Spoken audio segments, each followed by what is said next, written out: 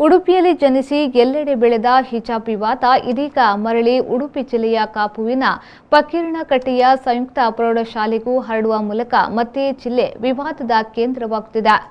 ಹಿಜಾಬ್ ಹಾಕಿಕೊಂಡು ಬಂದಿರುವ ವಿದ್ಯಾರ್ಥಿಗಳನ್ನು ಸರ್ಕಾರದ ಸೂಚನೆಯಂತೆ ಬೇರೆಯೇ ತರಗತಿಯಲ್ಲಿ ಕೂರಿಸಲಾಗಿದ್ದು, ಈ ಬಗ್ಗೆ ಪೋಷಕರ ಸಭೆ ನಡೆಸಿದ ಶಿಕ್ಷಣ ಇಲಾಖೆ ಖಡಾಖಂಡಿತವಾಗಿ ಹಿಜಾಬ್ ಧರಿಸಿ ಶಾಲೆಗೆ ಬಾರದಂತೆ ಸೂಚನೆಯನ್ನ ನೀಡಲಾಗಿತ್ತು.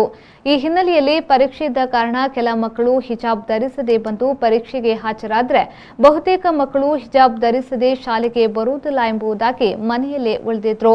ಶಾಲೆಗೆ ಆಗಮಿಸಿದ ಮಕ್ಕಳ ಪೋಷಕರು ಶಾಲೆಗೆ ಆಗಮಿಸಿ ಸ್ಥಳದಲ್ಲಿದ್ದ ಶಿಕ್ಷಣಾಧಿಕಾರಿಯವರಲ್ಲಿ ಹಿಜಾಬ್ ಧರಿಸಲು ಅವಕಾಶ ಕಲ್ಪಿಸುವಂತೆ ಮನವಿಯನ್ನ ಮಾಡಿದ್ರು.